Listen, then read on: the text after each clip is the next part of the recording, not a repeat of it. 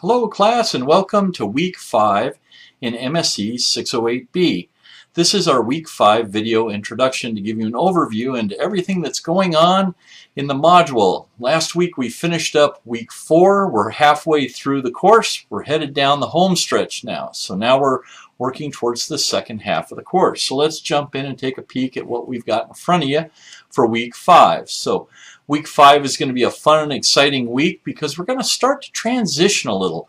You're going to notice that weeks 1 through 4 we built a lot of what I would call the infrastructure for vision, mission, purpose, developing goals and objectives based upon a strategy, putting a business scorecard together, putting down KPIs, and really understanding how to measure all of the performance characteristics and setting the stage for really leading and managing a company in a high-tech environment to get it going down the right path, to get it going in the right direction.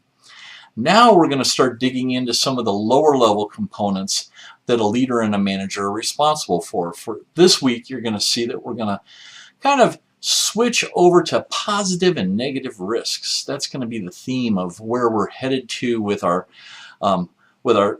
team-based assignment. But first, let's take a peek at the lectures that we've got available for you. Lecture number 1 is on people performance. It's based upon the book Catch, and it's got a lot of great information for how do you motivate people? How do you get people going in the right direction? How do you put that team together that really understands how to get the best out of people, get the right people headed in the right direction at the right time without a lot of drama, without a lot of chaos, trying to increase your leadership effectiveness and efficiencies, managing the best out of your people, putting a way to kind of break those barriers so that your people can do the best that they can do. Okay, so that's the recorded lecture, and once again I've got a little quiz in the end of it, as I do in all of them. It's got some great questions for you. Some of them you'll find humorous, some of them you'll pull your hair out trying to figure out what the right answer might be. And then we've got the recorded Zoom session, and this one's going to be based upon wicked problems and incredible opportunities, and we're going to talk about the challenge the process piece of that leadership challenge also. So we're going to pull at it in a couple different ways, but we're going to look at the positives and negatives that happen on a project, on a program, at a company, in whatever capacity you're working there. So let's jump down once again, take a peek at our individual assignment for this week, and it's case study or study analysis number 3, and once again it comes out of Cases in Leadership.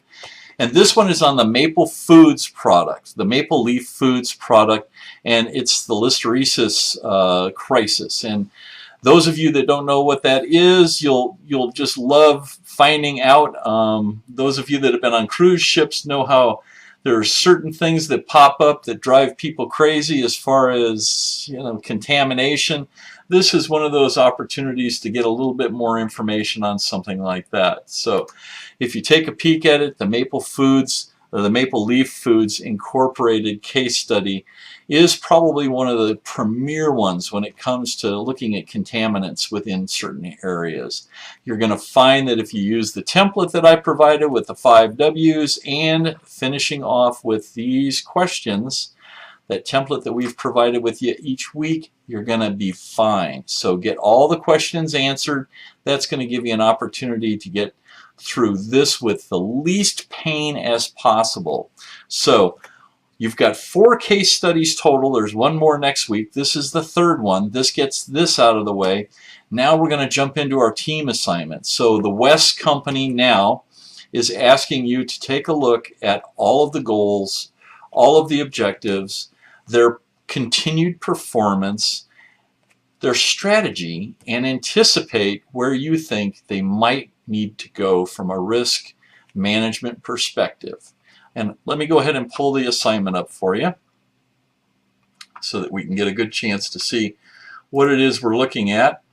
And what we're asking you to do is to create a risk register and a risk matrix. For those of you that don't know what a risk register is, I'll pull the template up and show you, but we've given you specific instructions on how to walk through the spreadsheet. There's an Excel spreadsheet that I've provided you This walks you through all the instructions, and there are 3 tabs in the actual document that you're going to pull up, the spreadsheet. The first tab is a list of instructions. It gives you a list of everything you need to do to accomplish what is required.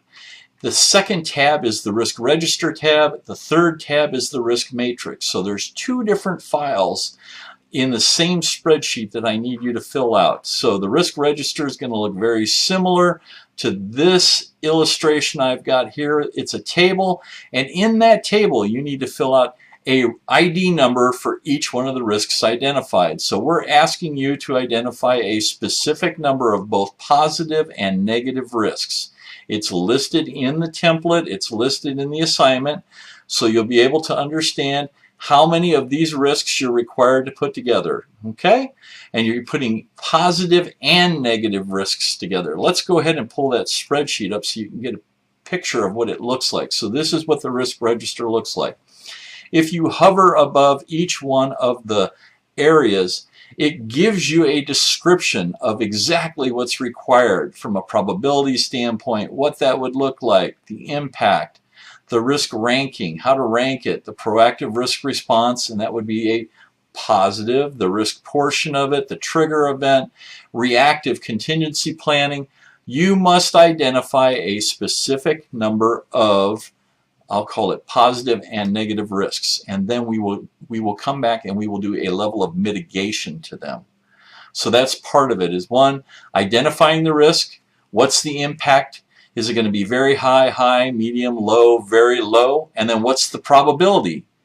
Very high, high, medium, low, very low. And the reason that you need these 2 identified is that you're going to transpose those numbers over into the risk matrix. So once you've got all of these identified and all of this information filled out, okay, I'm going to ask you then to take and go to risk matrix tab.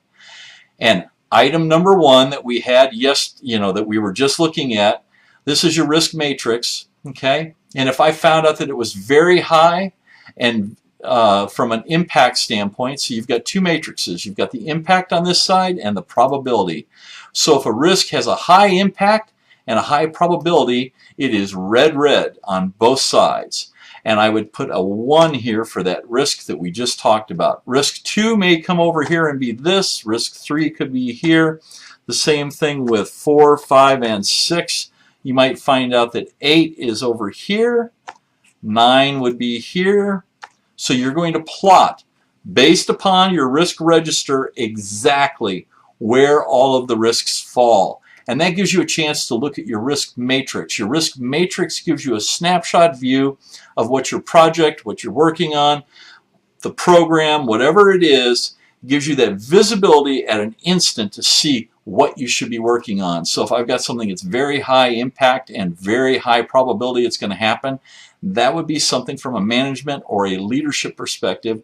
I would expect our teams to not only have a risk plan in place, but that they would be working towards either mitigating it or accepting it and working a secondary plan, or looking for a positive to work it the other way around. So there's a series of things you're going to be responsible for putting together, and they're all based upon that risk matrix. So make sure you read the instructions very, very well, understand exactly how many risks you need to identify, and then go ahead and make sure you plot them. After you've got the risk register done, plot them. Make sure you identify them by severity as far as impact and probability.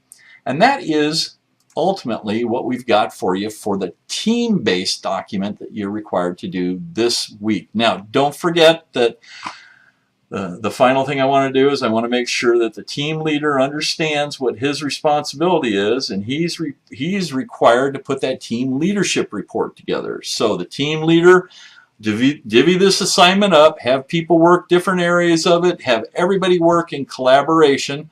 You as a team are putting this together for WES. Remember, Wind Energy Systems hired you. You're almost like a special little consulting team that's giving them a level of visibility into the organization that they didn't have before. So this week we're working on positive and negative risks, what those look like. Now, let's go ahead and move over to our discussion forums. Remember, 3 discussions on 3 separate days, and each graded discussion forum gains you full points. So you need to make sure this week we're going to talk about leadership risks, and then the second discussion is going to be on leadership opportunities. Great discussions. We're going to pull at risk so that you really understand all the different areas of it. Now, finally, we're going to jump back into our books. The last for week 5, pages 192 to 219 out of the Leadership Challenge. We're coming down the home stretch. We're finishing these books. We're about 3/4 of the way through. And then from the Bob Chapman book, Everybody Matters, you're going to be pages 155 through 188. Make sure you get in and get the readings done. You're going to find that as we get further and further into the Everybody Matters book, you're going to really start to see some common themes. Some things when we start talking about people first, people, centric leadership, how we would put those kind of programs together, which you're going to see in the next 2 sessions, that this really does drive you in a different direction than a typical organization may go. So that's what we've got coming for you for week 5. The big thing I want to do is let you know if you've got any problems, issues, or concerns this week. If anything happens, you need to contact me. Don't forget, we have that window during the week 5 Zoom, the live session, where what we do is we give you guys a chance to talk to me about any problems you've got, anything we can answer for you question-wise, and then email, text me, feel free to call me on my cell. It's week 5. We're moving past the halfway mark. Have a great week. We'll talk to you soon. Goodbye.